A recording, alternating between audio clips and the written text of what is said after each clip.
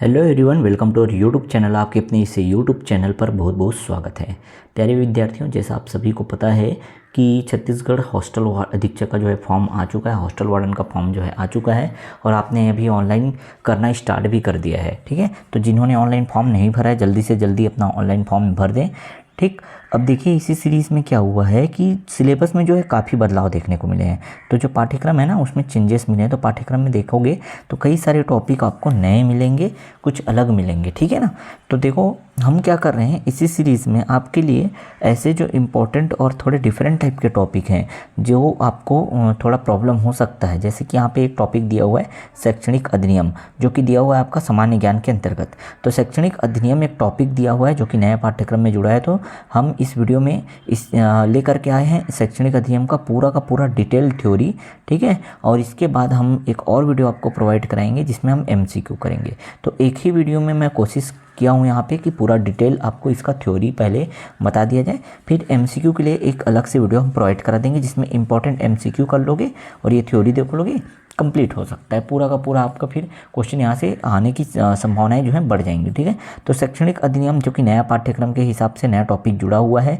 तो हम स्टार्ट करते हैं आज का वीडियो। और वीडियो स्टार्ट करने से पहले अपने सभी प्यारे अभ्यर्थियों से कहूँगा जिन्होंने अभी तक हमारे इस यूट्यूब चैनल को सब्सक्राइब नहीं किया, सब्सक्राइब कर लें, बेल आइकन को प्रेस कर लें ताकि जो भी वीडियो मैं आगे अपलोड करूँ उसका नोटिफिकेशन आप तक पहुँचते रहे। साथ ही साथ अपने दोस्तों तक, अपने फ्रेंड्स तक शेयर जरूर कर दें। तो देखिए शैक्षणिक अधिनियम में सबसे इंपॉर्टेंट है शिक्षा का अधिकार अधिनियम। ठीक है, बहुत ही ज़्यादा जरूरी है, यही आपको सबसे इम्पॉर्टेंट है और इसी को लेकर के चलना है। शैक्षणिक अधिनियम, क्योंकि शिक्षा का अधिकार अधिनियम जिसको हम राइट टू एजुकेशन आरटीई भी कहते हैं, क्या कहते हैं, ठीक है, शॉर्ट में आरटीई कहते हैं। और आरटीई को ही हमको बहुत डिटेल से यहाँ पे पढ़ना है। अब इसमें क्वेश्चन किस तरह से बनेंगे मैं एमसीक्यू लेकर के आऊँगा अगले वीडियो में। तो आपको जुड़े रहना है हमारे चैनल के साथ, है ना, ताकि आपको पूरा जो है इसका पूरा मटेरियल मिल सके, इसका जो पूरा कंटेंट है और important question, previous year question सारे के सारे मैं कवर करा दूंगा वहाँ। ठीक है, जिससे आपके यहाँ से इस टॉपिक से क्वेश्चन नहीं छूटेंगे। क्लियर हुआ।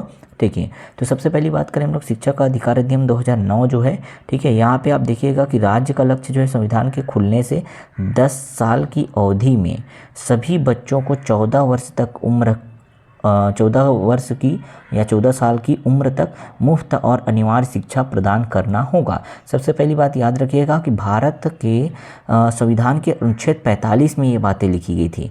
ये पेपर में आ सकता है भाई। ठीक है, कि ये जो आपको दे देगा ये पूरा का पूरा एक वाक्य दे देगा कि राज्य का लक्ष्य संविधान के खुलने से 10 साल की अवधि में सभी बच्चों को 14 वर्ष की उम्र तक जो है मुफ्त और अनिवार्य शिक्षा प्रदान करना होगा। कौन से अनुच्छेद में उल्लेखित किया गया है? तो आपको क्या करना है, अनुच्छेद नंबर 45 जो भारत का संविधान है उसमें अनुच्छेद नंबर 45 में ये बातें लिखी गई है। आर्टिकल नंबर 45 में ध्यान रखिएगा, आर्टिकल नंबर 45 में ये बातें लिखी गई है कि जो है संविधान जैसे ही हमारा जो है लागू होता है उसके 10 साल की अवधि में, 10 साल का समय लिया गया, 10 साल की अवधि में सभी बच्चों को 14 वर्ष तक की सभी बच्चों को मुफ्त और अनिवार्य शिक्षा प्रदान करना होगा। तो ये अनुच्छेद 45 में लिखा हुआ है। सबसे पहला क्वेश्चन यहाँ पे आपका बन जाएगा। क्लियर हुआ। ठीक, आगे देखते हैं। और जो है तब से क्या हुआ, राज्य जो है जितने भी राज्य उन्होंने 14 वर्ष की आयु के बच्चों के लिए अनिवार्य मुफ्त शिक्षा प्रदान करने के लिए प्रयास किया है। ठीक है, तो ये बातें समझ आ गई। कौन से अनुच्छेद में लिखा है ये आपको इंपॉर्टेंट है, इसको अंडरलाइन कर ली। या आप अगर शॉर्ट नोट बना रहे हैं ना, कॉपी पकड़ के बैठिए, फटाफट से रिवीजन भी हो जाएगा आपका, क्योंकि उसको देखो काम का चीज़ क्या है मैं बता देता हूँ। यहाँ पे जो ये सेंटेंस लिखा हुआ है ये पूरा का पूरा सेंटेंस आपको याद रखना है कौन से अनुच्छेद से लिया गया है या कौन से अनुच्छेद में इसका जो है इसको दर्शाया गया है। ठीक है ना, अनुच्छेद नंबर 45 में। क्लियर। उसके बाद क्या हुआ, बाद में जब 2002 की बात करते हैं, बाद में 2002 में जब 86वां संविधान संशोधन हुआ, याद रखिएगा 2002 में 86 जो है अमेंडमेंट हुआ, संशोधन हुआ, संविधान में संशोधन हुआ। उसके द्वारा एक नया अनुच्छेद जोड़ा गया। नया अनुच्छेद कौन सा है, 21 का ए जोड़ा गया। याद रखिएगा अनुच्छेद 21 ए जोड़ा गया, 21 का ए। ठीक है, इसमें क्या कहा गया ये भी बातें आपको याद रखनी। तो 2 अनुच्छेद आपको याद रखना है। तो अनुच्छेद आर्टिकल नंबर 45 आप अच्छे से याद रखेंगे। क्लियर हुआ। आर्टिकल 45 में क्या कहा गया था। दूसरा अनुच्छेद है अनुच्छेद 21 का आ, 21 का आ या 21 का ए लिखा रहेगा। अब इसमें क्या बातें कही गई वो पूरा का पूरा मैं यहाँ पे दर्शाया हूँ, देख लीजिए। राज्य जो है 6 से 14 वर्ष की आयु के किसी भी या सभी युवाओं को मुफ्त और आवश्यक शिक्षा प्रदान करेगा जैसा कि राज्य कानून द्वारा निर्धारित कर सकता है। तो इसके लिए राज्य जो है अपना कानून बना सकता है, कुछ भी कर सकता है। इसके लिए राज्य को क्या कर दिया गया, फ्री कर दिया गया कि 14 वर्ष तक के आयु के सभी बच्चों को, सभी युवाओं को मुफ्त और आवश्यक शिक्षा प्रदान करना ही है। ये फिर अनिवार्यतः कर दिया गया 2002 में जब संविधान संशोधन हुआ 86वां, तो उसमें अनुच्छेद 21 का ए जोड़ा गया जिसमें ये बातें बताई गई। तो दो इंपॉर्टेंट चीज़ याद रखना है, अनुच्छेद 45 में क्या कहा गया वो याद रखना है आपको, ठीक है। साथ ही साथ अनुच्छेद 21 में क्या कहा गया वो भी याद रखना है, 21A। और ये 21A कब जोड़ा गया ये भी याद रखना है, 86वां संविधान संशोधन है जो कि 2002 में लागू हुआ था, ठीक है। यहाँ तक बातें समझ आ गई। इस पेज का पूरा क्वेश्चन आपको MCQ के फॉर्म में भी मिलेगा, इसलिए कह रहा हूँ थ्योरी अच्छे से पढ़ते जाइए, जो शॉर्ट नोट है वो बनाते चलिएगा, कॉपी पेन पकड़ के बैठिएगा, ठीक है। आगे चलते हैं। अब आगे देखिएगा, आगे जो है ना 86वें संविधान संशोधन द्वारा मौलिक कर्तव्यों के अंतर्गत एक भाग 4A के अंतर्गत एक नया मौलिक कर्तव्य जोड़ा गया। नया मौलिक कर्तव्य कौन सा था, 51 का क या 51 का के जोड़ा गया, याद रखिएगा। तो 86वां जो संविधान संशोधन 2002 में हुआ, ठीक है, उसी के अंतर्गत एक नया भाग जोड़ा गया। भाग जैसे पता है आपको संविधान में भाग होते हैं अलग अलग, है ना, तो भाग 4 का ए जोड़ा गया जिसके अंतर्गत एक नया मौलिक कर्तव्य जोड़ा गया, 51 का के, 51 के जोड़ा गया। और उसमें क्या कहा गया, ये इसका पूरा का पूरा आप याद रखिएगा कि माता पिता या अभिभावकों को 6 से 14 वर्ष की आयु के बीच अपने बच्चे या जो है वार्ड को शिक्षा के अवसर प्रदान करने होंगे। तो माता अभिभावक हो गए, है ना, अपने बच्चे या जो भी इस उम्र के अंतर्गत आते हैं बच्चों को क्या करना है, शिक्षा का अवसर प्रदान करना ही होगा, उनका कर्तव्य है, ठीक है। तो माता पिता का, अभिभावक का क्या कर्तव्य हो गया, तो इसको मौलिक कर्तव्य में जोड़ दिया गया 51 के में कि आपका कर्तव्य है कि आप अपने बच्चों को क्या करें, अनिवार्य शिक्षा दिलाएं। 6 से 14 वर्ष की आयु के बच्चे को जो है शिक्षा के अवसर जरूर से जरूर प्रदान करें। तो यही याद हो गया। यहाँ तक क्या क्या हुआ पूरी बातें समझ आ रही है ना। आगे चलते हैं, पूरा हिस्टोरिकल बैकग्राउंड देखते हुए मैं कवर करते हुए चल रहा हूँ, ठीक है। आगे देखते हैं 2009 में क्या हुआ। इसके बाद 2009 में बच्चों के लिए निःशुल्क और अनिवार्य शिक्षा का अधिकार अधिनियम 2009 पारित किया गया। याद रखिएगा 2009 में ही, इसको बहुत अच्छे से याद रखिएगा, सन 2009 में निःशुल्क और अनिवार्य शिक्षा का अधिकार अधिनियम पारित किया गया। पेपर में बन सकता है कि बच्चों के लिए निःशुल्क तथा अनिवार्य शिक्षा का अधिकार अधिनियम कब पारित किया गया, तो याद रखिएगा 2009 में पारित किया गया। पारित कब किया गया याद रखिएगा, निःशुल्क और अनिवार्य शिक्षा का अधिकार कब पारित किया गया, तो 2009 में पारित किया गया। इसे ही हम शॉर्ट में क्या कहते हैं, निःशुल्क और अनिवार्य शिक्षा के अधिकार को ही हम लोग क्या कहते हैं, शिक्षा का अधिकार अधिनियम कहते हैं। याद रखिएगा शिक्षा का अधिकार अधिनियम, या इसे ही RTE कहा जाता है। इंग्लिश में अगर लिखा होगा तो RTE लिखा हुआ मिल सकता है। इसका फुल फॉर्म होता है राइट टू एजुकेशन, ठीक है। तो याद रहिएगा, क्लियर हुआ। तो इसे ही हम संक्षेप में क्या कहते हैं, शिक्षा का अधिकार अधिनियम भी कहते हैं। तो 2009 में बच्चों के लिए निःशुल्क और अनिवार्य शिक्षा का अधिकार अधिनियम पारित किया गया। पारित तो 2009 में हुआ था, ठीक है, लेकिन यह कानून कब लागू हुआ ये भी पेपर में आता है। तो 1 अप्रैल 2010 से इसे क्या कर दिया गया, लागू कर दिया गया। तो दोनों क्वेश्चन बनता है कि RTE या शिक्षा का अधिकार अधिनियम कब पारित हुआ, ठीक है। तो जब पारित कब हुआ बोलेगा तो याद रखिएगा, ठीक है। तो पारित की बात करेगा तो पारित हुआ कब, 2009 में। और अगर लागू कब हुआ बोलेगा तो लागू की बात करेंगे तो डेट सहित याद रखिएगा 1 अप्रैल 2010 में। क्लियर हुआ, ठीक। ये हम बात कर रहे हैं RTE की, राइट टू एजुकेशन की, या शिक्षा के अधिकार की। तो शिक्षा का अधिकार अधिनियम जो है कब पारित हुआ, 2009 में, ठीक। क्लियर हुआ बच्चों। और आगे देखें तो ये लागू कब हुआ, तो लागू की बात करेंगे तो 1 अप्रैल 2010 में इसे लागू कर दिया गया। तो यहाँ से बहुत ज़्यादा इंपॉर्टेंट क्वेश्चन की अगर बात करें तो सबसे ज़्यादा जो अभी तक हम लोगों ने पढ़ा वो यही है कि कब लागू किया गया, कब पारित किया गया RTE। इसको ज़रूर से ज़रूर नोट डाउन करते चलिएगा। मैं इसीलिए कह रहा हूँ एक कॉपी पकड़ लीजिए, पेन पकड़ लीजिए, शॉर्ट में लिखते चलिए जो मैं यहाँ बताते जा रहा हूँ। क्लियर हुआ ना, ठीक है। तो 1 अप्रैल 2010 से इसको क्या कर दिया गया, लागू कर दिया गया।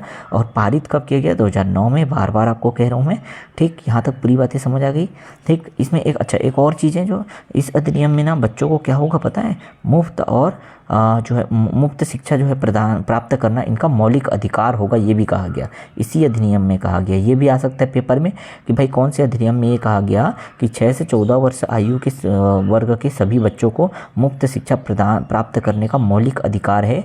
कौन से अधिनियम के तहत कहा गया? तो याद रखिएगा आरटीई के तहत कहा गया, जिसको हम क्या कहते हैं, शिक्षा का अधिकार अधिनियम भी कहते हैं। ठीक है, तो यहाँ तक पूरा क्लियर हुआ। 6 से 14 वर्ष की आयु के बच्चों को मुफ्त शिक्षा प्राप्त करने का मौलिक अधिकार है, इसमें कहा गया। याद रखिएगा, इसमें कंफ्यूज नहीं होना। यहाँ पे कर्तव्य बोला गया था, ये कर्तव्य जोड़ा गया था 51 के में, और इसके हिसाब से माता और अभिभावकों को क्या करना है, 6 से 14 वर्ष के बच्चों को शिक्षा का अवसर प्रदान करना ही है। और यहाँ जो है अधिकार बोला गया है, इस अधिनियम के तहत इसको अधिकार कहा गया कि 6 से 14 वर्ष के आयु वर्ग के सभी बच्चों को मुफ्त शिक्षा प्राप्त करने का क्या है, अधिकार है। ठीक, यहाँ तक समझ आ गया। अब जो ये अधिनियम आया ना, इसके कुछ प्रमुख कारक हैं। प्रमुख कारक या अध्याय कह सकते हैं, इसे हम लोग पॉइंट भी कह सकते हैं। तो याद रखिएगा, यहाँ से क्वेश्चन बीच से बनेंगे, बीच से अंदर से बनेंगे। ठीक है, तो सबसे पहले भाग में, सबसे पहले अध्याय में क्या कहा गया कि संक्षिप्त शीर्षक, इसका संक्षिप्त शीर्षक कहा गया। टाइटल जो था, जिसको हम लोग क्या कहें यहाँ पे कि अधिनियम का संक्षिप्त नाम बच्चों को निःशुल्क और अनिवार्य शिक्षा का अधिकार अधिनियम 2009 है। इसी अधिनियम का जो पूरा इन्होंने बात बताया, जो इन्होंने जो सेंटेंस लिखा, उसको शॉर्ट में क्या कहा गया, बच्चों को निःशुल्क तथा अनिवार्य शिक्षा का अधिकार अधिनियम 2009 कहा गया। ठीक है, क्लियर हुआ। दूसरे पार्ट में या दूसरे भाग में क्या कहा गया है, दूसरे भाग में इसके या दूसरे अध्याय में इसके परिभाषा की बात की गई है। तो परिभाषा क्या है, इस अधिनियम में प्रयुक्त विशिष्ट शब्दों को परिभाषित किया गया है, जिन्हें नीचे संदर्भ में समझाया गया है। तो क्या किया गया है, बहुत सारे परिभाषा यहाँ पे दूसरे अध्याय के तहत दिया गया है। तीसरे अध्याय में अगर बात करें तो बच्चों को मुफ्त और अनिवार्य शिक्षा का अधिकार, इस बारे में बताया है। अभी इसका क्या मतलब है, जैसे यहाँ पे बोला ना, नीचे संदर्भ में समझाया गया। तो भाई अगर कह दिया कि बच्चों को मुफ्त और अनिवार्य शिक्षा का अधिकार है, इसका क्या तात्पर्य निकलता है, तो यहाँ पूरा डिटेल आपको बताया गया। देखिए, 6 से 14 वर्ष की आयु के प्रत्येक बच्चे को प्रारंभिक शिक्षा पूरी होने तक पड़ोस के स्कूल में मुफ्त और अनिवार्य शिक्षा का अधिकार होगा। मतलब पास की स्कूल में कह रहे हैं कि भाई बहुत दूर उनको शिक्षा के लिए जाना भी नहीं है, ठीक है, तो आप आसपास की स्कूल में उनको क्या करना है, मुफ्त और अनिवार्य शिक्षा का अधिकार है, वो शिक्षा ग्रहण करेंगे। तीसरे अध्याय में या तीसरे पॉइंट में बताया गया। चौथे पॉइंट में आते हैं हम लोग। नेक्स्ट पॉइंट जो है चौथा है। चौथा में आप टाइटल बस देखते जाइएगा, टाइटल भी याद रहेगा, बाकी एक्सप्लेनेशन मैंने इधर कर दिया है।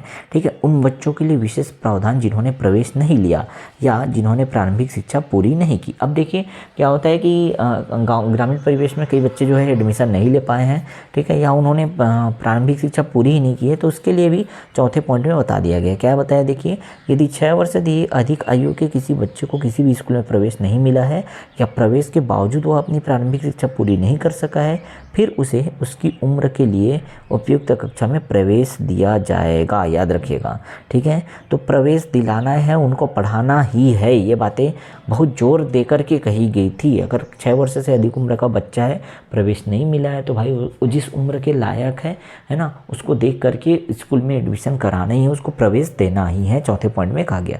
पाँचवें में अगर बात करें तो स्कूल दूसरे स्कूल में स्थानांतरण का अधिकार यहाँ से ही मिलता है, दूसरे स्कूल में स्थानांतरण या ट्रांसफ़र का अधिकार।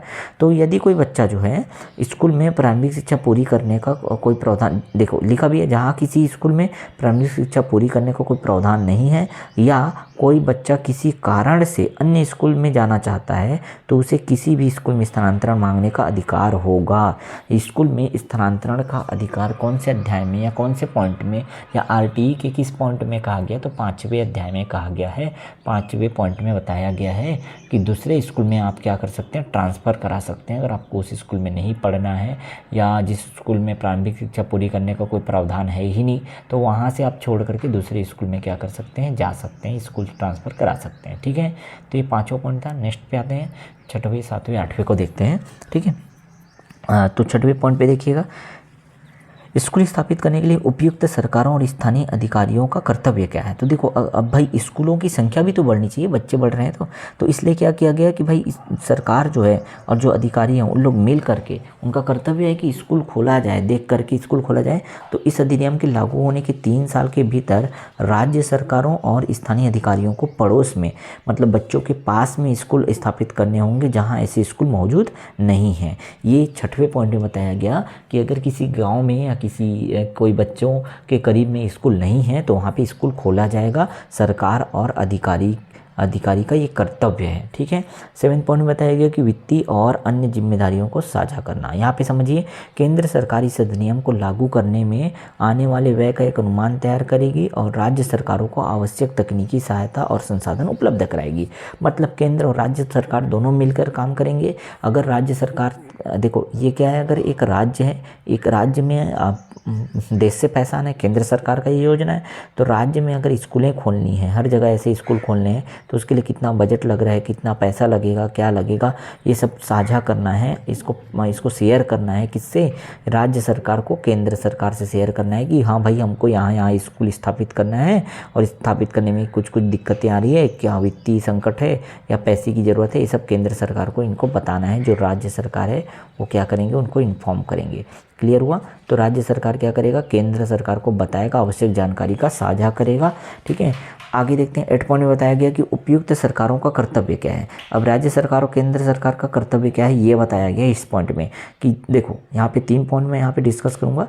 राज्य सरकारें जो है 6 से 14 वर्ष की आयु के प्रत्येक बच्चे का प्रवेश और उपस्थिति जो है सुनिश्चित करेंगी। मतलब राज्य सरकार जो है ये कोशिश करेंगी कि जितने भी राज्य में 6 से 14 वर्ष के बच्चे हैं वो एडमिशन जरूर लें स्कूल में। ठीक है। ये काम राज्य सरकार का है। आगे देखिएगा। ठीक। अब वे यह भी सुनिश्चित करेंगे कि कमजोर और वंचित वर्ग के बच्चों के साथ कोई भेदभाव ना हो। तो जैसा भेदभाव पहले था, छुआछूत, जाति प्रथा, ये सब चलती थी, है ना, तो जिस वजह से बच्चों को एडमिशन नहीं मिलता था, वैसा अगर स्थिति ना हो या वैसा स्थिति अगर हो रहा है तो ये सब क्या करना है, सरकार को देखना है। जो राज्य सरकार है या जो केंद्र सरकार है, दोनों मिलकर क्योंकि काम कर रहे हैं, तो इनको देखना है कि ऐसा किसी भी तरह का ऐसा स्थिति ना हो, कोई भेदभाव ना हो, सभी बच्चे बराबर से पढ़ाई करें, एडमिशन लें। ठीक है। आगे देखिएगा, यहाँ पे लिखा है कि वे स्कूल भवन, शिक्षकों, शिक्षण सहायक सामग्री और बुनियादी ढांचे की उपलब्धता सुनिश्चित करेंगे और बच्चों को गुणवत्तापूर्वक शिक्षा और शिक्षकों को प्रशिक्षण उपलब्ध कराएंगे। तो साथ ही साथ देखिए, अब ठीक है भाई, इन्होंने क्या किया कि 6 से 14 वर्ष की आयु के प्रत्येक बच्चों को क्या कर दिया, उपस्थिति कराना है, एडमिशन कराना है, इन्होंने कर दिया। ठीक है। इतना तो योजना चलाया और बच्चों को एडमिशन करा दिया। साथ ही साथ उनको ये भी देखना है कि जो वंचित वर्ग हैं या कोई नीची जाति का है या छुआछूत वाले हैं, क्या जो जाति भेदभाव चल रहा है ऐसा कोई तो नहीं है, कोई बच्चा इसका शिकार तो नहीं हो रहा है, वो भी देखना है। साथ ही साथ स्कूल के लिए भवन, शिक्षक और जो है बाकी सामग्री भी है, शिक्षण सामग्री भी तो होना चाहिए ना, जैसे बोर्ड हो गया, चौक हो गया, डस्टर हो गया। पढ़ाएंगे कैसे? तो जितना भी इसका बुनियादी ढांचा है, जो बेसिक नीड है कि टीचर कैसे पढ़ाए आखिर बच्चों को, वो सब उपलब्ध कराने का जिम्मेदारी भी किसका है, सरकारों का है। ठीक है। तो राज्य सरकार जो है केंद्र सरकार को इसका ब्यौरा दे सकती है। ठीक। तो याद रखिएगा, ये 8 पॉइंट में बताया गया है। आगे चलते हैं। ठीक है। स्थानीय अधिकारियों के क्या कर्तव्य 9 पॉइंट में बताया गया। तो स्थानीय अधिकारी जो हैं उनका क्या कर्तव्य? तो राज्य सरकार के अलावा जो स्थानीय अधिकारी हैं, ठीक, उपरोक्त 8 में जो 8वें नंबर पे हमने पॉइंट देखा ना, उसमें उल्लिखित बच्चों के रिकॉर्ड रखेंगे कि कौन कौन बच्चा जो एडमिशन लिया है। ठीक है। साथ ही साथ देखेंगे कि वे अपने क्षेत्र में बच्चों का रिकॉर्ड रखेंगे और स्कूलों के कामकाज को सुनिश्चित करेंगे और शैक्षणिक कैलेंडर भी तैयार करेंगे कि कब बच्चों को स्कूल एडमिशन देना है, कब से कब तक पढ़ाई कराना है, क्या है, कौन सा सिलेबस रहेगा, क्या रहेगा, ये सब पूरा शेड्यूल जो है वो क्या करना है, ये जो है इनको जिम्मेदारी, ये अपने कर्तव्य का पालन करेंगे जो स्थानीय अधिकारी हैं वो। क्लियर हो गया? ठीक। आगे आते हैं 10th पॉइंट में कि माता पिता और अभिभावक के कर्तव्य भी दिया गया है। यहाँ पे 10th पॉइंट में प्रत्येक अभिभावक जो है 6 से 14 वर्ष की आयु के बच्चे या बाल्य को स्कूल में प्रवेश दिलाने के लिए जिम्मेदार होगा। तो अगर कोई भी अभिभावक है जिसके यहाँ 6 से 14 वर्ष या उस उम्र की आयु का कोई बच्चा रहता है, आयु वर्ग का कोई बच्चा रहता है, तो उसे एडमिशन दिलाना जो है क्या है, अभिभावक का जिम्मेदारी है कि वो जा करके क्या करे, बच्चे को एडमिशन दिलाए। ठीक है। 11th पॉइंट में देखिएगा कि उपयुक्त सरकार प्री स्कूल शिक्षा प्रदान करेगी।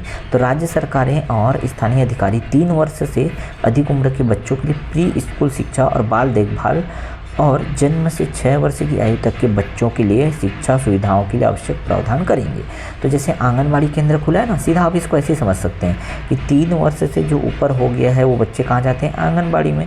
तो आंगनबाड़ी केंद्र खोला गया या प्ले स्कूल खोला गया, इसी तरह का स्कूल खोला जाता है ना। तो ये जो है ना क्या करेंगे, जो सरकार है जो राज्य सरकार हैं और स्थानीय अधिकारी उन लोग मिल करके ये आंगनवाड़ी केंद्र वगैरह जो है स्थापित करेंगे, ताकि जो बच्चे हैं उनको बाल देखभाल के लिए जो है रखा जाए। और बाल देखभाल केंद्र होता है या प्री स्कूल होता है या आंगनवाड़ी के नाम से चलता है गाँव में, है ना, ये सब खोल करके बच्चों को क्या करना है, पूरा तैयार करना है ना। उनको ये प्रावधान दिलाना है कि बच्चों को क्या करना है, किसी भी तरह से कोई समस्या ना हो, इस हिसाब से प्री स्कूल जो है खोलना है। ये जिम्मेदारी जो है सरकार और स्थानीय अधिकारी का रहेगा। ठीक है, आगे आते हैं 12th पॉइंट में कि निःशुल्क और अनिवार्य शिक्षा के लिए स्कूल की जिम्मेदारी की सीमा होनी चाहिए। निःशुल्क और अनिवार्य शिक्षा के लिए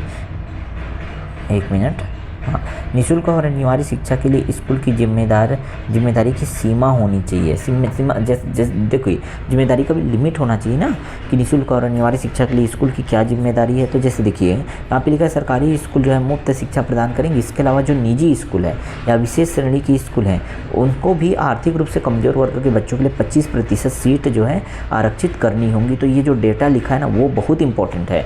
तो आपको अगर पूछ सकता है कि भाई RTE के तहत याद रखिएगा किसी निजी स्कूल में कितने प्रतिशत सीट जो है आरक्षित रखना होता है। जो गरीब बच्चे हैं, गरीब तबके के बच्चे के हैं, उनके लिए 25% सीट जो है निजी स्कूल में या विशेष श्रेणी के जो स्कूल होते हैं उनमें आरक्षित रखना बहुत ज़रूरी है। आप सभी को पता है RTE के तहत ही आजकल क्या होता है, प्राइवेट स्कूल में भी बच्चे पढ़ते हैं जहाँ उनको फीस देना नहीं होता है, बिल्कुल फ्री ऑफ कॉस्ट पढ़ते हैं। तो 25% बहुत ज़्यादा इंपॉर्टेंट है। निःशुल्क और अनिवार्य शिक्षा के लिए स्कूल की जिम्मेदारी की सीमा क्या है, 25% सीट जो है उनको आरक्षित करना ही करना है। ठीक है, आगे आते हैं 13वें नंबर पर जो दिया है 13वां पॉइंट जो है, प्रवेश के लिए कोई कैपिटेशन शुल्क और स्क्रीनिंग प्रक्रिया नहीं होगी। मतलब कोई बच्चा अगर स्कूल में क्या करता है, एडमिशन लेना चाहता है तो उसके लिए कोई कंपटीशन शुल्क नहीं लगेगा। साथ ही साथ कोई किसी भी तरह का स्क्रीनिंग प्रक्रिया, मतलब कोई टेस्ट नहीं लिया जाएगा कि तुमको आता है कि नहीं आता है। क्या होता है आजकल देखिए प्राइवेट स्कूल में टेस्ट लिया जाता है, बच्चों को नाम पूछा जाता है, ये वो सब दुनियादारी क्वेश्चन पूछे जाते हैं कि भैया इनको आता है कि नहीं आता है। तो याद रखिएगा इस तरह का किसी भी तरह का स्क्रीनिंग टेस्ट नहीं लिया जाएगा। साथ ही साथ कोई किसी भी तरह का कोई शुल्क नहीं लिया जाएगा। ठीक है, अभिभावक के बच्चे के चयन के लिए कोई स्क्रीनिंग प्रक्रिया नहीं अपनाया जाएगा। ये 13 पॉइंट में बताया गया है। 14 में आते हैं 14वें नंबर पे कि प्रवेश के लिए आयु का प्रमाण पत्र। तो जन्म प्रमाण पत्र अगर नहीं है तो उसके अभाव में किसी भी बच्चे को प्रवेश देने से इनकार नहीं किया जा सकता। याद रखिएगा कि अगर किसी के पास बर्थ सर्टिफिकेट नहीं है तो एडमिशन नहीं मिलेगा, कोई नहीं कह सकता। ठीक है, याद रखिएगा। तो 14वें नंबर पॉइंट पे, यहाँ पे 14वें नंबर अध्याय पे एक क्लियर मेंशन किया गया है कि अगर किसी बच्चे के पास बर्थ सर्टिफिकेट या जन्म प्रमाण पत्र नहीं है तो उसे एडमिशन देने के लिए या प्रवेश देने के लिए इनकार नहीं किया जा सकता। क्लियर हुआ? ठीक, आगे आते हैं 15 पॉइंट में दिया है प्रवेश से इनकार नहीं कि मतलब देखिए प्रवेश की तारीख बीत जाने के बाद अगर एडमिशन का डेट जो है ख़त्म हो भी गया है तो भी कोई अगर बच्चा एडमिशन लेना चाहता है तो उसको प्रवेश देने से इनकार नहीं किया जाएगा। ये 15 पॉइंट में या 15 अध्याय में यहाँ पे बताया गया। तो 15 पॉइंट में प्रवेश से इनकार नहीं करने के बारे में बताया गया है। ठीक है, आगे आते हैं 16वें अध्याय में क्या किया गया, 16 पॉइंट में क्या कहा गया है। तो रोकने और निष्कासन पर रोक। देखिए ये क्या है, किसी बच्चे को कक्षा में रोका नहीं जाएगा, ना ही उसे निष्कासित किया जाएगा। मतलब आप कोई बच्चे को जो है कैसे अंदर आ गए या अंदर नहीं आना है, या किसी बच्चे को अंदर से बाहर नहीं भगाया जाएगा। याद रखिएगा ये सब चीज़ें जो है RTE के तहत इस अधिनियम में उल्लेखित हैं। ठीक है, हालांकि कितना लागू होता है नहीं होता है वो तो बात की बात है, बट रोकने और निष्कासन पर रोक है। याद रखिएगा ये एक प्रक्रिया नहीं हो सकता कि किसी बच्चे को अंदर प्रवेश ना होने दी जाए, अंदर बच्चे को बाहर नहीं निकाला जा सकता। ठीक है, दोनों चीज़ें नहीं हो सकती कि भाई कोई बच्चा अगर लेट आ रहा है तो उसको रोका नहीं जाएगा, और साथ ही साथ यदि किसी बच्चे को कोई प्रॉब्लम है, वो नहीं समझ पा रहा है या कोई मस्ती कर रहा है तो उसे बाहर नहीं निकाला जाएगा, निष्कासित नहीं किया जाएगा। ये पॉइंट में उल्लेखित है। ठीक है, आगे आते हैं 17वें नंबर पर बच्चे को शारीरिक दंड और मानसिक उत्पीड़न पर रोक है। किसी भी बच्चे को किसी भी तरह का कोई शारीरिक या मानसिक दंड नहीं दिया जाएगा, मारपीट नहीं किया जाएगा। बच्चों के साथ शिक्षकों द्वारा किसी भी तरह का ऐसा कोई मारपीट या शारीरिक या मानसिक रूप से उत्पीड़न नहीं किया जाएगा, इस पर रोक है। इस 17वें पॉइंट में बता दिया गया है। 18वें पॉइंट में बात करें तो मान्यता प्रमाण पत्र प्राप्त किए बिना कोई स्कूल स्थापित नहीं किया जाएगा। यदि कोई प्राइवेट स्कूल खोलना चाहता है तो उसने अगर मान्यता प्रमाण पत्र हासिल नहीं किया है तो वो स्थापित नहीं कर सकता, स्कूल नहीं खोल सकता। कोई भी सदस्य, कोई भी आदमी, कोई भी व्यक्ति जो है स्कूल अगर खोलना चाहता है तो उसे क्या चाहिए, एक प्रमाण पत्र चाहिए, मान्यता प्रमाण पत्र चाहिए, तभी वह स्कूल खोल पाएगा। केवल उन्हीं स्कूलों को मान्यता दी जाएगी जो अनुच्छेद 19 में उल्लिखित शर्तों को पूरा करते हैं। तो आर्टिकल नंबर 19 के तहत, ठीक है, अब उसके डिटेल में नहीं जाएंगे। आर्टिकल नंबर 19 के तहत जो बातें हैं दी गई है वो अगर फुलफिल करता है तब जाकर के उसको मान्यता दिया जाएगा, जी हाँ आप अपना स्कूल खोल सकते हैं।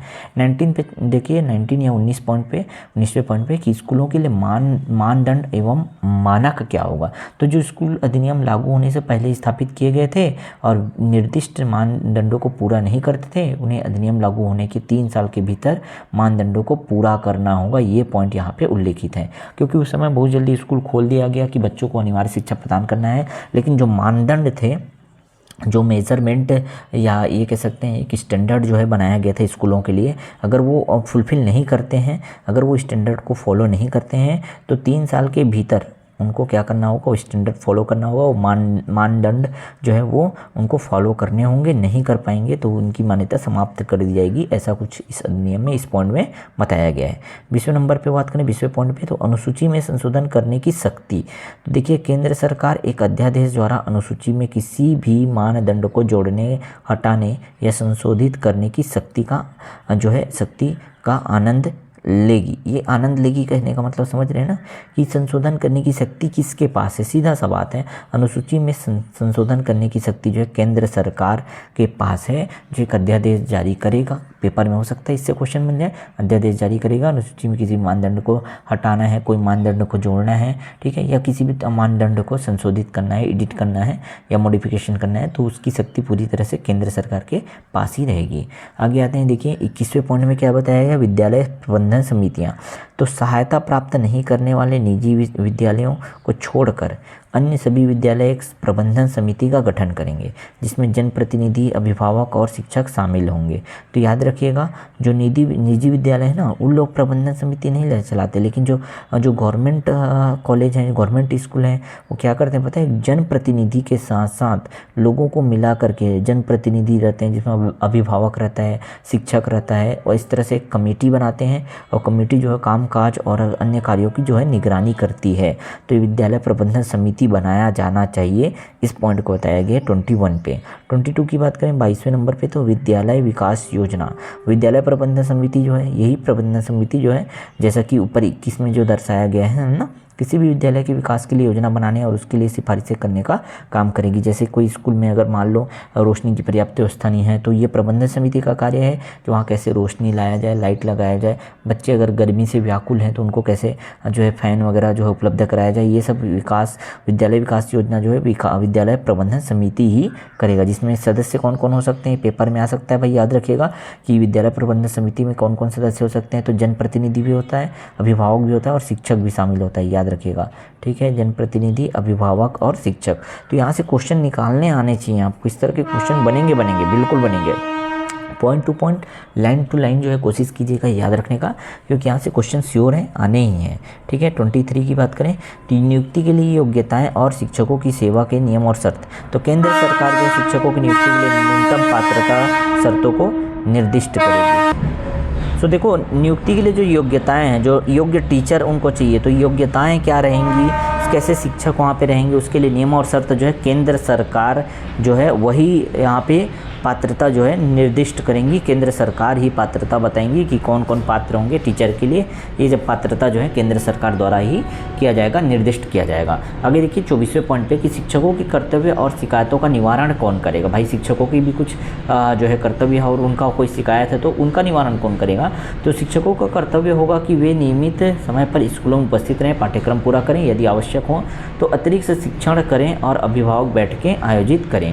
ये है जो है शिकायतों का निवारण जो है ना, वो जो है अभिभावक के साथ बैठ करके, जो पेरेंट्स मीटिंग होता है, पेरेंट्स टीचर मीटिंग, वो सब इसी के अंतर्गत आते हैं। भाई कि शिक्षकों का कर्तव्य है कि आप सबसे पहले तो अपना कर्तव्य बिल्कुल नियमित रूप से समय पर पहुंच करके क्लास जो लें, बच्चों का क्लास लें, ठीक है। उसके बाद अगर पाठ्यक्रम पूरा नहीं भी होता है तो आप जो है एक्स्ट्रा क्लास भी लें, ठीक है। और साथ ही साथ पेरेंट टीचर मीटिंग जो है आयोजित करते रहें ताकि बच्चों के बारे में पेरेंट्स से चर्चा किया जाए और पेरेंट्स भी बच्चों के बारे में बता सकें। ठीक है, आगे देखिए 25वें पॉइंट में क्या बताया कि छात्र और शिक्षक का अनुपात क्या रहेगा, इस बारे में बात किया गया है कि प्रधान अध्यापक को छोड़कर, जो प्रिंसिपल होता है ना, उनको छोड़कर 7 छात्र और शिक्षक, जो स्टूडेंट और टीचर है, उनका अनुपात क्या होगा। एकदम अच्छे से इसको याद रखिएगा, छात्र और शिक्षक का अनुपात जो है 1:40 से अधिक ना हो। याद रखिएगा, मतलब 40 बच्चों के लिए एक टीचर होना ज़रूरी है, ऐसा अनुपात है। अगर किसी स्कूल में 200 टीचर हैं, ठीक है, तो 200 स्टूडेंट हैं, 200 विद्यार्थी हैं, तो 5 टीचर वहाँ पे रहेंगे ही रहेंगे। ठीक, 40:1 होना चाहिए। क्लियर हुआ ना? ठीक, समझ आ रहा है बात? तो 40 बच्चों के लिए, तो अगर हम बात करें छात्र और टीचर का अनुपात क्या होगा, तो अगर हम बात करें छात्र और शिक्षक का अनुपात क्या होगा, तो छात्र होंगे 40, तो शिक्षक कितने होंगे? 1। यही अनुपात है। अब पेपर में आ सकता है कि शिक्षक और छात्र का अनुपात क्या होगा, तो कोई दिक्कत नहीं है भाई, आप इसको पलट दीजिए, लेकिन याद रखिए 1:40 होगा। शिक्षक और छात्र का अनुपात जो है 1:40। मैं बार बार समझा रहा हूँ आपको, ये पेपर के लिए बहुत ज़्यादा इंपॉर्टेंट क्वेश्चन है कि छात्र और शिक्षक का अनुपात कितना होगा, ये क्वेश्चन बनने ही बनने हैं। ठीक, आगे देखिए, क्लियर हुआ यहाँ तक? आगे आते हैं 26वें पॉइंट पे, शिक्षकों की रिक्ति को भरना। अगर जो है ना किसी स्कूल में शिक्षक नहीं है, रिक्त पद है, तो कुल स्वीकृत पदों के 10% से अधिक ना हो, बोल रहा है। याद रखिएगा, राज्य सरकारें और स्थानीय अधिकारी यह सुनिश्चित करेंगे कि स्कूल शिक्षकों के रिक्त पद जो है कुल स्वीकृत पदों के 10% से अधिक ना हो।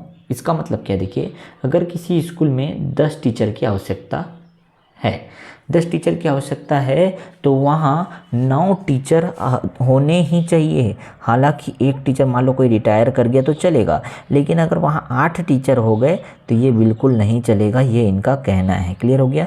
तो ये भी याद रखिएगा कि 10% से अधिक रिक्ति नहीं होना चाहिए।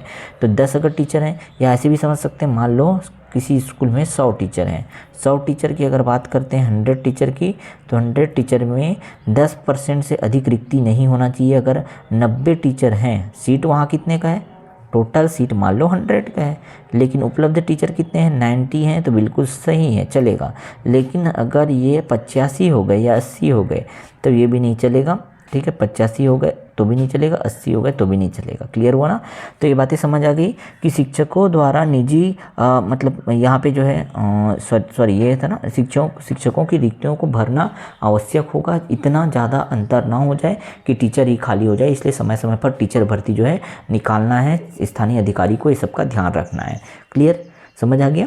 ठीक, आगे चलते हैं। तो 10% से अधिक जो है रिक्ति नहीं होना चाहिए, ये इंपॉर्टेंट पॉइंट था। आगे आते हैं, गैर शैक्षणिक उद्देश्यों के लिए शिक्षकों की तैनाती पर रोक। तो जो शैक्षणिक कार्य को छोड़कर अगर कोई दूसरा कार्य शिक्षकों को लगाया जाता है, तो उनको जो है गैर शैक्षणिक कार्य जो है, जैसे जनसंख्या, जनगणना और आपदा राहत के अलावा इसमें तैनात नहीं किया जाएगा। ये बातें यहाँ पे लिखी गई है। हालांकि टीचर ये सब काम करते हैं और करना भी होता है, लेकिन आरटीई के तहत या जो है शिक्षा के अधिकार के तहत ये बातें बताई गई है कि गैर शैक्षणिक उद्देश्यों को उसके अलावा या उद्देश्यों के अलावा, गैर शैक्षणिक उद्देश्यों के अलावा कोई और अगर जॉब होता है, किसी तरह का और कार्य होता है, तब जो है शिक्षक नहीं करेंगे। जैसे जनगणना हो गया, आपदा राहत हो गया, है ना, जनसंख्या जनगणना हो गया, या कोई और भी किसी भी तरह का ड्यूटी जो है लगता है, तो वो ड्यूटी उनको नहीं लगाना है। ठीक है, तो ये बातें बताई गई है पूरा यहाँ पर, गैर शैक्षणिक उद्देश्यों के लिए शिक्षकों की तैनाती पर रोक लगाना है। ठीक है, आगे आते हैं। आगे जो 28वें पॉइंट में ये भी बताया गया है कि शिक्षकों द्वारा निजी ट्यूशन पर प्रतिबंध है। कोई जो स्कूल में टीचर है, कोई भी शिक्षक जो है निजी ट्यूशन या निजी शिक्षण में संलग्न नहीं होगा। तो जो कोई टीचर है ना, जो गवर्नमेंट टीचर है, उनको किसी भी तरह का प्राइवेट ट्यूशन या प्राइवेट जो है शिक्षण संस्थान चलाने का कोई भी अधिकार नहीं है। किसी भी तरह का ऐसा कोई काम उनको नहीं करना है, इस पर प्रतिबंध है। याद रखिएगा, 28वें नंबर पर ये बातें बताई गई हैं। क्लियर? तो एक एक पॉइंट आप याद रखिएगा भाई, बिल्कुल डिटेल से ही क्वेश्चन बनेंगे। एकदम आपको ये पॉइंट याद नहीं रखना है कि कौन से अध्याय में, कौन से अनुच्छेद में या कौन से भाग में ये बातें बताई गई है, ऐसा आपको याद नहीं रखना है। लेकिन याद जरूर रखना है इसका जो डिटेल मैं बता रहा हूँ आपको। जैसे यहाँ 10% से अधिक नहीं होना चाहिए, वहाँ बताया छात्र और शिक्षक का अनुपात कितना होना चाहिए, छात्र 40 तो शिक्षक 1 होने चाहिए, या शिक्षक 1 है तो इसके पीछे 40 छात्र होंगे, उससे ज़्यादा नहीं। ठीक है, ये सब बातें जो है आपको याद रखना है, जो अंदर डिटेल दिया गया है। ठीक है, आगे आते हैं 29वें पॉइंट पे। पाठ्यचर्या और मूल्यांकन प्रक्रिया। तो उचित सरकार द्वारा निर्दिष्ट शैक्षणिक प्राधिकारी संविधान में निहित मूल्यों के अनुसार इनका निर्धारण करेंगे और बच्चों को इससे मुक्त करने के लिए काम करते हुए उसके सर्वांगीण विकास पर ध्यान देंगे। कोई डर होगा, परेशानी होगा या चिंता, मूल्यांकन व्यापक और सतत होगा। ये कह रहा है कि भाई पाठ्यक्रम और मूल्यांकन की प्रक्रिया कैसी होगी। ये बता रहा है कि कोई बच्चे को अगर डर है या किसी तरह का बच्चे में कोई प्रॉब्लम हो रहा है, वो सब आप लोग यहाँ पे देख रहे हैं इस पॉइंट में कि भाई उनको क्या करना है। संविधान में जितना भी निहित मूल्य है उसके अनुसार उनको निर्धारण करना है और बच्चों को ऐसे सबसे उनका मूल्यांकन करते रहना है। ठीक, चलिए क्लियर हो गया ना यहाँ तक। आगे आते हैं 30वें पॉइंट में क्या बोला है कि परीक्षा एवं पूर्णता प्रमाण पत्र। देखिए यहाँ पे बता दिया गया है किसी भी बच्चे को अपनी प्रारंभिक शिक्षा पूरी होने से पहले किसी भी बोर्ड परीक्षा में शामिल नहीं होना पड़ेगा। मतलब जब तक वो प्रारंभिक शिक्षा या एलिमेंट्री एजुकेशन कंप्लीट नहीं कर लेता है तब तक उसको किसी भी तरह का बोर्ड एग्ज़ाम में शामिल नहीं होना ही नहीं पड़ेगा। प्रारंभिक शिक्षा पूरी करने वाले प्रत्येक बच्चे को पूर्णता का क्या किया जाएगा, प्रमाण पत्र दिया जाएगा कि आपने हाँ भाई प्रारंभिक शिक्षा पूरी कर ली है। ठीक, तो ये बहुत इसमें 30 पॉइंट में बताया गया है। क्लियर, आगे और चलते हैं। हमारे पास 2 स्लाइड और रह गए हैं। ठीक, चलिए देखते हैं यहाँ पे 31वें पॉइंट में क्या बताया गया है। तो बच्चे की शिक्षा के अधिकार की निगरानी करनी है। बाल अधिकार संरक्षण आयोग अधिनियम 2005 के प्रावधानों के तहत गठित बाल अधिकार संरक्षण आयोग अधिनियम के तहत दिए गए अधिकारों की समीक्षा करेगा और इसकी भी समीक्षा करेगा। मतलब बच्चे की शिक्षा के अधिकार की निगरानी बाल अधिकार संरक्षण आयोग अधिनियम 2005 के तहत किया जाएगा। ये बातें बताई गई है। आगे आते हैं 32 पॉइंट पे कि शिकायतों का निवारण कौन करेगा। देखिएगा यहाँ पे शिकायत का निवारण के बारे में बताया गया है कि बाल अधिकार संरक्षण आयोग, जैसा कि पॉइंट नंबर 31 में बताया गया है, बच्चे के मुफ्त और अनिवार्य शिक्षा के अधिकार के संबंध में किसी भी शिकायत की जाँच करेगा। तो याद रखिएगा पेपर में क्वेश्चन बन सकते हैं कि भाई जो भी है बच्चों की जो अनिवार्य और मुफ्त शिक्षा के अधिकार के संबंध में किसी तरह की विसंगति पाई जाती है मान लो, तो उसका जो है जांच कौन करेगा, उसकी जांच करने वाला कौन, एक बॉडी है कह सकते हैं। तो याद रखिएगा वो है बाल अधिकार संरक्षण आयोग। ठीक है, बाल संरक्षण आयोग जो है वही क्या करेगा, बाल अधिकार संरक्षण आयोग जो है वही क्या करेगा, किसी भी तरह की विसंगति या किसी शिकायत पर उसका जाँच करने का काम करेगा। क्लियर हुआ। आगे देखिए 33वें पॉइंट पे राष्ट्रीय सलाहकार परिषद का गठन किया जाएगा। यहाँ पे देखिए प्रस्तावित राष्ट्रीय सलाहकार परिषद का गठन केंद्र सरकार द्वारा किया जाएगा। इसके कार्यों में अधिनियम में उल्लेखित प्रावधानों के प्रभावी कार्यान्वयन के लिए केंद्र सरकार को सलाह देना शामिल होगा। ठीक है, मतलब जो है केंद्र सरकार राष्ट्रीय सलाहकार परिषद का गठन करेगा। ठीक, यहाँ पे ये 33 पॉइंट में यही बातें बताई गई। आगे आते हैं 34वें नंबर पे क्या बताया गया है कि राज्य सलाहकार परिषद का गठन कौन करेगा। तो राज्य सरकारें करेंगी, सीधी सी बात है। राष्ट्रीय सलाहकार परिषद का गठन केंद्र सरकार करेगा और राज्य सलाहकार परिषद का गठन राज्य सरकार करेंगी। राज्य सलाहकार परिषदों का गठन करेंगी जिनके कार्यों में संबंधित राज्य सरकारों को तथ्य के प्रावधानों के प्रभावी कार्यान्वयन के संबंध में सलाह देना शामिल होगा। ये बातें बताई गई है। तो राष्ट्रीय सलाहकार और राज्य सलाहकार दोनों बातें याद हो गई आपको, दोनों पॉइंट समझ आ गया। ठीक, आगे आते हैं 35वें नंबर पे निर्देश जारी करने की आखिर शक्ति। निर्देश जारी करने की शक्ति का होना, अनुच्छेद 35 के तहत केंद्र सरकार के पास राज्य सरकारों को मार्गदर्शक सिद्धांत और निर्देश शिक्षा जारी करने की शक्ति होगी। केंद्र सरकार के पास ही शक्ति रहेगी कि राज्य सरकार को मार्गदर्शिका सिद्धांत या निर्देश जारी कर सकते हैं। क्लियर, ये बातें यहाँ पे बताई गई है। 36 पे आते हैं अभियोजन के लिए पिछली मंजूरी। तो अधिनियम के अनुच्छेद 13, 18 और 19 का पालन न करने पर उपयुक्त सरकार या प्राधिकरण की पूर्व मंजूरी के बिना कोई अभियोजन नहीं होगा। ठीक है, याद रखिएगा। तो अभियोजन के लिए पिछली मंजूरी होनी आवश्यक है। ये बातें इस पॉइंट में बताई गई है। 37वें नंबर पे आते हैं सद्भावना में की गई कार्यवाही का संरक्षण। तो सद्भावना के लिए किसी भी कार्य के लिए सरकार, आयोग, स्थानीय प्राधिकरण, स्कूल प्रबंधन समिति या अधिनियम से जुड़े किसी अन्य व्यक्ति के खिलाफ कोई मुकदमा या अन्य कानूनी कार्यवाही नहीं की जाएगी। ये बातें यहाँ पे बताई गई है 37वें पॉइंट पे। 38 पे देखते हैं उपयुक्त सरकारों को नियम बनाने की शक्ति। तो राज्य सरकारों को अधिनियम में दिए गए प्रावधानों के कार्यान्वयन के लिए अधिसूचना द्वारा नियम बनाने की शक्ति होगी राज्य सरकार को। ये पॉइंट में बताया गया 38 पॉइंट पे। तो इस तरह से पूरा का पूरा यहाँ पे थ्योरी जो है आरटी का वो कंप्लीट होता है। इतने सारे पॉइंट को हम लोगों ने डिस्कस किया। ठीक है, अगर आप चाहते हैं तो स्क्रीनशॉट ले सकते हैं। ठीक। ठीक, मैं शुरू से पूरा दिखा देता हूँ। यहाँ से स्टार्ट होता है शिक्षा का अधिकार अधिनियम, एक एक पॉइंट अच्छे से पढ़ना, शॉर्ट में नोट बनाना, ठीक है। तो यहाँ से आप क्या कर सकते हैं, स्क्रीनशॉट ले लीजिएगा बिल्कुल अच्छे से, ठीक।